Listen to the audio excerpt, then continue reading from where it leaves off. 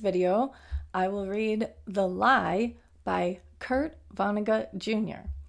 It was early springtime. Weak sunshine lay cold on old gray frost. Willow twigs against the sky showed the golden haze of fat catkins about to bloom. A black Rolls-Royce streaked up the Connecticut Turnpike from New York City. At the wheel was Ben Barkley, a black chauffeur. "Keep it under the speed limit, Ben," said Dr. Remenzel. "I don't care how ridiculous any speed limit seems. Stay under it. No reason to rush. We have plenty of time." Ben eased off on the throttle. "Seems like in the springtime she wants to get up and go," he said. "Do what you can to keep her down, okay?" said the doctor. "Yes, sir," said Ben. He spoke in a lower voice to the 13-year-old boy who was riding beside him, to Eli Remenzel, the doctor's son. "Ain't just people and animals feel good in the springtime," he said to Eli. "Motors feel good, too." Said Eli. "Everything feel good," said Ben. "Don't you feel good?" Sure, I feel good," said Eli, emptily. "Should feel good going to that wonderful school," said Ben. The wonderful school was the White Hill School for Boys, a private preparatory school in North Marston, Massachusetts. That was where the Rolls-Royce was bound. The plan was that Eli would enroll for the fall semester while his father, a member of the class of 1939, attended a meeting of the Board of Overseers of the school. "Don't believe this boy's feeling so good, doctor," said Ben. He wasn't particularly serious about it. It was more genial springtime blather. "What's the matter, Eli?" said the doctor absently. He was studying blueprints, plans for a 30-room addition to the Eli Remenzel Memorial Dormitory, a building named in honor of his great-great-grandfather. Dr. Remenzel had the plans draped over a walnut table that folded out of the back of the front seat. He was a massive, dignified man, a physician, a healer for healing's sake, since he had been born as rich as the Shah of Iran. "Worried about something?" he asked Eli without looking up from the plans. "Nope," said Eli. Eli's lovely mother, Sylvia, sat next to the doctor reading the catalog of the White Hill School. "If I were you," she said to Eli, "I'd be so excited I could hardly stand it. The best 4 years of your whole life are just about to begin." "Sure," said Eli. He didn't show her his face. He gave her only the back of his head, a pinwheel of coarse brown hair above a stiff white collar to talk to. "I wonder how many Remenzels have gone to White Hill," said Sylvia. "That's like asking how many people are dead in a cemetery," said the doctor. He gave the answer to the old joke and to Sylvia's question, too. "All of 'em." "If all the Remenzels who went to White Hill were numbered, what number would Eli be?" said Sylvia. "That's what I'm getting at." The question annoyed Dr. Remenzel a little. It didn't seem in very good taste. "It isn't the sort of thing you keep score on," he said. "Guess," said his wife. "Oh," he said, "you'd have to go back through all the records all the way back to the end of the 18th century, even to make any decent kind of a guess. And you'd have to decide whether to count the Schofields and the Haleys and the McClellans as Remenzels." "Please make a guess," said Sylvia. "Just people whose last names were Remenzel." "Oh," the doctor shrugged, rattled the plans. 30, maybe? "So Eli's number 31, said Sylvia, delighted with the number. "You're number 31, dear," she said to the back of Eli's head. Dr. Remenzel rattled the plans again. "I don't want him going around saying something asinine like he's number 31, he said. "Eli knows better than that," said Sylvia. She was a game, ambitious woman with no money of her own at all. She had been married for 16 years, but was still openly curious and enthusiastic about the ways of families that had been rich for many generations. "Just for my own curiosity. Not so Eli could go around saying that number he is," said Sylvia. "I'm going to go wherever they keep the records and find out what number he is. That's what I'll do while you're at the meeting, and Eli's doing whatever he has to do at the admissions office." "All right," said Dr. Remenzel. "You go ahead and do that." "I will," said Sylvia. "I think things like that are interesting, even if you don't." She waited for a rise on that, but didn't get one. Sylvia enjoyed arguing with her husband about her lack of reserve and his excess of it, enjoyed saying toward the end of arguments like that, "Well, I guess I'm just a simple-minded country girl at heart, and that's all I'll ever be, and I'm afraid you're going to have to get used to it." But Dr. Remenzel didn't want to play that game. He found the dormitory plans more interesting. Will the new rooms have fireplaces? Said Sylvia. In the oldest part of the dormitory, several of the rooms had handsome fireplaces. That would practically double the cost of construction, said the doctor. I want Eli to have a room with a fireplace if that's possible, said Sylvia. Those rooms are for seniors. I thought maybe through some fluke, said Sylvia. What kind of fluke do you have in mind? Said the doctor. You mean I should demand that Eli be given a room with a fireplace? Not demand, said Sylvia. Request firmly, said the doctor. Maybe I'm just a simple-minded country girl at heart, said Sylvia, but I look through this catalog and I see all the buildings named after Remenzels. Look through the back and see all the hundreds of thousands of dollars given by Remenzels for scholarship. And I just can't help thinking people named Remenzel are entitled to ask for a little something extra. Let me tell you in no uncertain terms, said Dr. Remenzel, that you are not to ask for anything special for Eli. Not anything. Of course I won't, said Sylvia. Why do you always think I'm going to embarrass you? I don't, but I can still think what I want, what I think, can't I? She said. If you have to, he said. I have to, she said cheerfully, utterly unrepentant.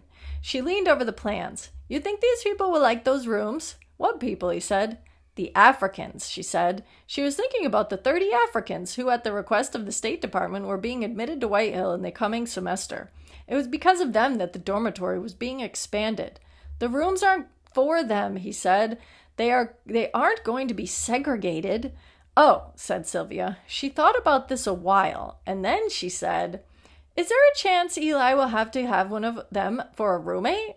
Freshmen draw lots for roommates, said the doctor. That piece of information's in the catalog, too. Eli, said Sylvia. Said Eli. How would you feel about it if you had a room with one of those Africans? Eli shrugged listlessly. That's all right, said Sylvia. Eli shrugged again. I guess it's all right, said Sylvia. It had better be, said the doctor. The Rolls-Royce pulled abreast of an old Chevrolet, a car in such bad repair that its back door was lashed shut with clotheslines. Dr. Remenzel glanced casually at the driver, and then, with sudden excitement and pleasure, he told Ben Barkley to stay abreast of the car.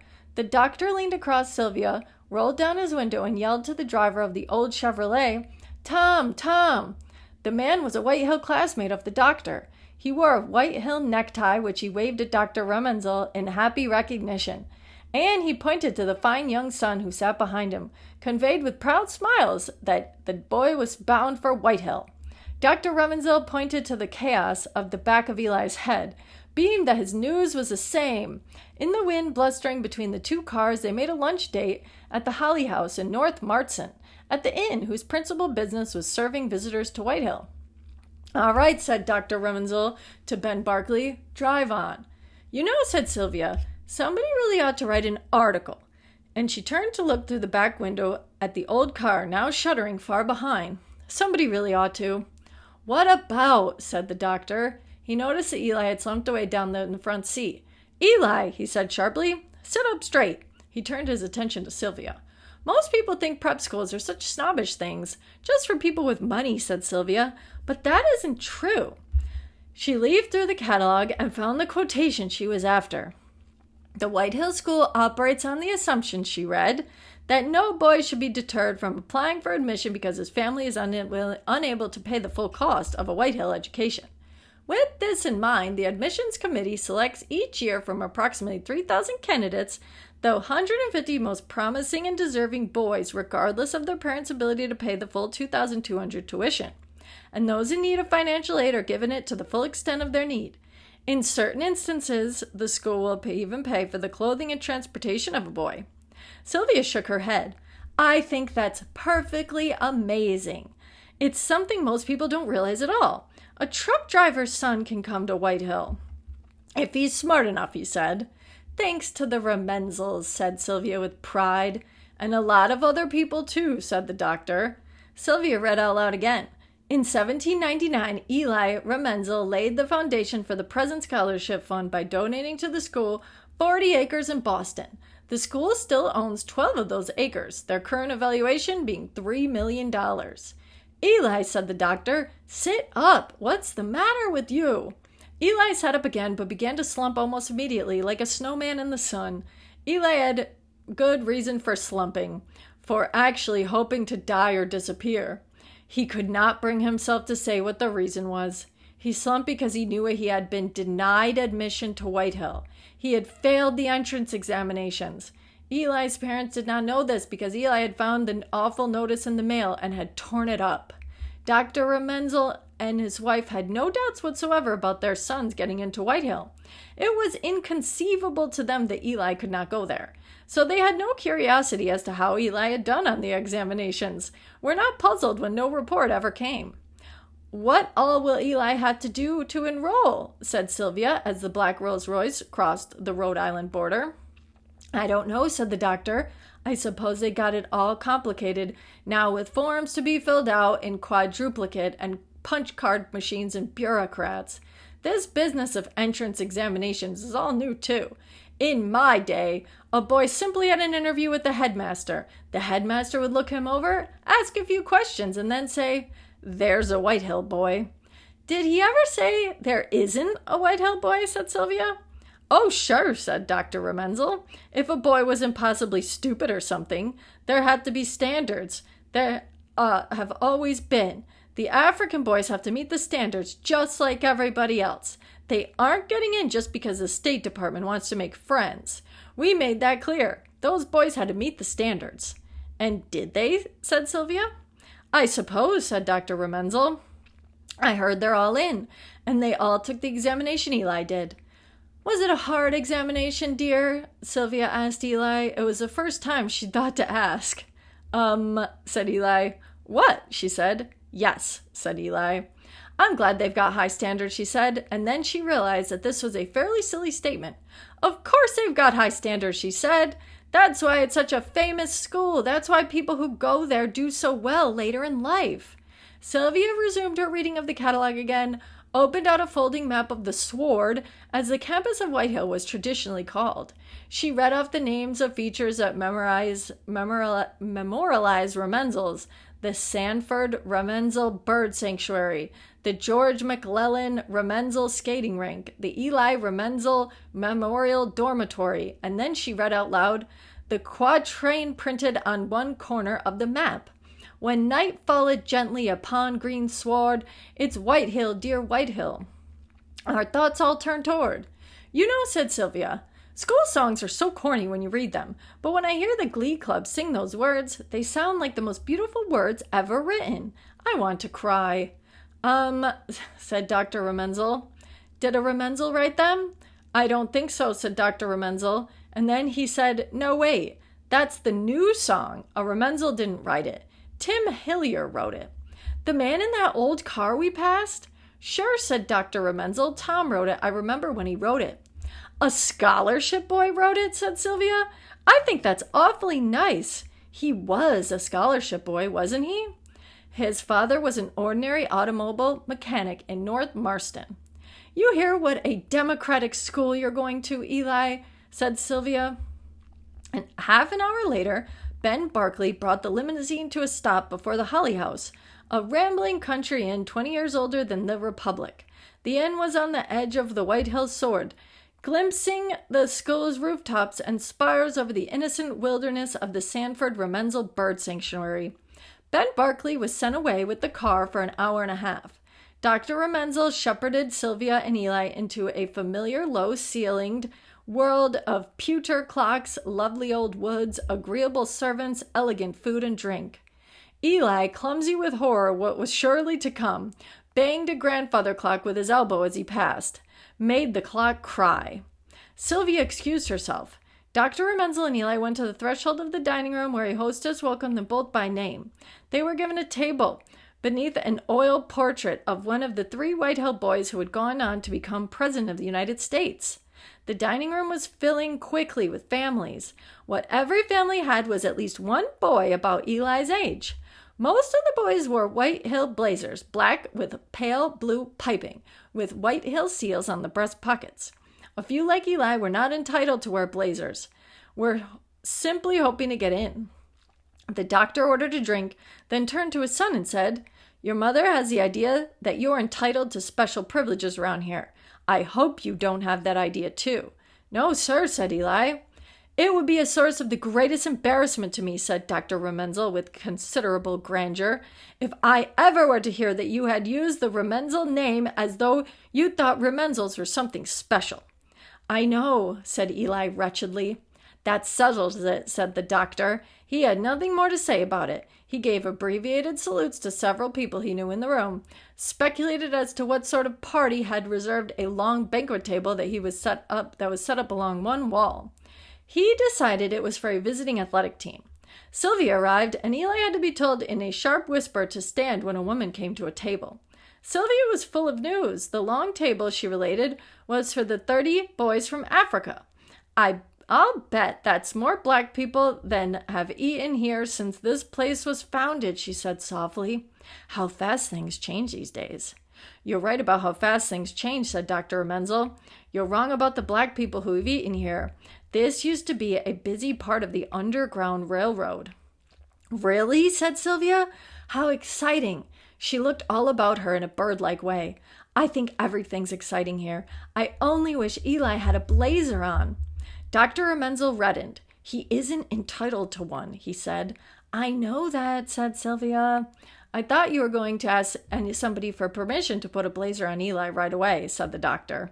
I wouldn't do that, said Sylvia, a little offended now. Why are you always afraid I'll embarrass you? Never mind. Excuse me. Forget it, said Dr. Remenzel. Sylvia brightened again, put her hand on Eli's arm, and looked radiantly at a man in the dining room doorway. There's my favorite person in all the world next to my son and husband, she said. She meant Dr. Donald Warren, the headmaster of White Hill School, a thin gentleman in his early 60s. Dr. Warren was in the doorway with the manager of the inn, looking over the arrangements for the Africans. It was then that Eli got up abruptly, fled the dining room, fled as much of the nightmare as he could possibly leave behind. He brushed past Dr. Warren rudely, though he knew him well. Though Dr. Warren spoke his name, Dr. Warren looked after him sadly. I'll be darned, said Dr. Remenzel. What brought that on? Maybe he is sick, said Sylvia. The Remenzels had no time to react more elaborately because Dr. Warren spotted them and crossed quickly to their table. He greeted them, some of his perplexity about Eli showing in his greeting. He asked if he might sit down. Certainly, of course, said Dr. Remenzel expansively. We'd be honored if you did. Heavens! Not to eat, said Dr. Warren. I'll be eating at the dining room table with the new boys. I would like to talk through. He saw that there were 5 places set at the table. You're expecting someone? We passed Tom Hillier and his boy on the way, said Dr. Remenzel. They'll be along in a minute. Good, said Dr. Warren absently. He fidgeted, looked again in the direction in which Eli had disappeared. Tom's boy will be going to White Hill in the fall, said Dr. Remenzel. Said Dr. Warren. Oh, yes, he will. Is he a scholarship boy, like his father? Said Sylvia. That's not a polite question, said Dr. Remenzel severely. I beg your pardon, said Sylvia. No, that's a perfectly proper question these days, said Dr. Warren. We don't keep that sort of information very secret anymore. We're proud of our scholarship boys, and they have every reason to be proud of themselves. Tom's boy got the highest score anyone's ever gotten on the entrance examinations. We feel privileged to have him. We never did find out Eli's score, said Dr. Remenzel. He said it with good-humored resignation, without expectation that Eli had done especially well. A good strong medium, I imagine, said Sylvia. She said this on the basis of Eli's grades in primary school, which had ranged from medium to terrible. The headmaster looked surprised. I didn't tell you his scores, he said. We haven't seen you since he took the examination, said Dr. Remenzel. The letter I wrote you, said Dr. Warren. What letter? Said Dr. Remenzel. Did we get a letter? A letter from me, Dr. Warren, with growing incredulity. The hardest letter I ever had to write. Sylvia shook her head. We never got any letter from you. Dr. Warren sat back, looking very ill. I mailed it myself, he said. It was definitely mailed 2 weeks ago. Dr. Remenzel shrugged. The U.S. mails don't lose much, he said. But I guess that now and then something gets misplaced. Dr. Warren cradled his head in his hand. Oh, dear. Oh, my. Oh, Lord, he said. I was surprised to see Eli here. I wondered that he would want to come along with you." "He didn't come along just to see the scenery," said Dr. Menzel. "He came to enroll." "I want to know what was in the letter," said Sylvia. Dr. Warren raised his head, folded his hands.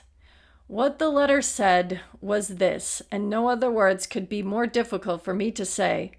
On the basis of his work in primary schools and his scores on the entrance examination, I must tell you that your son and my good friend Eli cannot possibly do the work required of boys at Whitehill." Dr. Warren's voice steadied, and so did his gaze. "To admit Eli to Whitehill, to expect him to do Whitehill work," he said, "would be both unrealistic and cruel." 30 African boys escorted by several faculty members, State Department men, and diplomats from their own countries filed into the dining room. And Tom Hillier and his boy, having no idea that something had just gone awfully wrong for the Remenzels, came in too and said hello to the Remenzels and Dr. Warren gaily, as though life couldn't possibly be better. "I'll talk to you more about this later if you like," Dr. Warren said to the Remenzels, rising. "I had to go now, but later on," he left quickly. "My mind's a blank," said Sylvia. "My mind's perfect blank." Tom Hillier and his boy sat down. Hillier looked at the menu before him, clapped his hands, and said, "What's good? I'm hungry." And then he said, "Say, where's your boy?" "He stepped out for a moment," said Dr. Remenzel evenly. "We've got to find him," said Sylvia to her husband. In due time," said Dr. Remenzel. "That letter," said Sylvia. "Eli knew about it. He found it and tore it up. Of course he did." She started to cry, thinking about the hideous trap Eli had caught himself in. "I'm not interested right now in what Eli's done," said Dr. Remenzel. "Right now I'm a lot more interested in what some other people are going to do." "What do you mean?" said Sylvia. Dr. Remenzel stood impressively angry and determined. "I mean," he said, "I'm going to see how quickly people can change their minds around here." "Please," said Sylvia, trying to hold him, trying to calm him. "We've got to find Eli. That's the first thing." "The first thing," said Dr. Remenzel quite loudly, "is to get Eli admitted to Whitehill. After that, we'll find him and we'll bring him back." "But darling," said Sylvia. "No but about it," said Dr. Remenzel. "There's a majority of board of the overseers in this room at this very moment. Every one of them is a close friend of mine or a close friend of my father. If they tell Dr. Warren Eli's in, that's it. Eli's in. If there's room for all these other people," he said, "there's darn well room for Eli too." He strode quickly to a table nearby, sat down heavily, and began to talk a fierce-looking and splendid old gentleman who was eating there. The old gentleman was chairman of the board. Sylvia apologized to the baffled Hilliers, and then went in search of Eli. Asking this person and that person, Sylvia found him. He was outside all alone on a bench in a bower of lilacs that had just begun to bud. Eli heard his mother's coming on the gravel path, stayed where he was, resigned. "Did you find out," he said, "or do I still have to tell you?" "About us?" she said gently. "About not getting in? Dr. Warren told us." "I tore his letter up," said Eli. "I can understand that," she said. "Your father and I have always made you feel that you had to go to Whitehill, that nothing else would do." "I feel better," said Eli. He tried to smile, found he could do it easily. "I feel so much better now that it's over. I tried to tell you a couple times, but I just couldn't. I didn't know how." "That's my fault, not yours," she said. "What's your father doing?" said Eli. "What's father doing?" said Eli. Sylvia was so intent on comforting Eli that she would put out of her mind what her husband was up to. Now she realized that Dr. Remenzel was making a ghastly mistake. She didn't want Eli admitted to Whitehill. Could see what a cruel thing that would be. She couldn't bring herself to tell the boy what his father was doing. So she said, "He'll be along in a minute, dear. He understands." And then she said, "You wait here, and I'll go get him and come right back." But she didn't have to go to Dr. Remenzel. At that moment, a big man came out of the inn and caught sight of his wife and son. He came to her and Eli. He looked dazed. "Well," she said. They all said no," said Dr. Remenzel, very subdued. "That's for the best," said Sylvia. "I'm relieved. Really, I am." "Who said no?" said Eli. "Who said no to what?" The members of the board, said Dr. Remenzel, not looking anyone in the eye. I asked them to make an exception in your case, to reverse their decision and let you in. Eli stood, his face filled with incredulity and shame that were instant. You what? He said, and there was no childishness in the way he said it. Next came anger. You shouldn't have done that, he said to his father. Dr. Remenzel nodded. So I've already been told. That isn't done, said Eli. How awful! You shouldn't have. You're right, said Dr. Remenzel, accepting the scolding lamely. Now I am ashamed, said Eli, and showed that he was. Dr. Remenzel, in his wretchedness, could find no strong words to say. I apologize to you both, he said at last. It was a very bad thing to try. Now a Remenzel has asked for something, said Eli. I don't suppose Ben's back yet with the car, said Dr. Remenzel. It was obvious that Ben wasn't. Well, wait out here for him, he said. I don't want to go back in there now. A Remenzel asked for something, as though a Remenzel were something special, said Eli.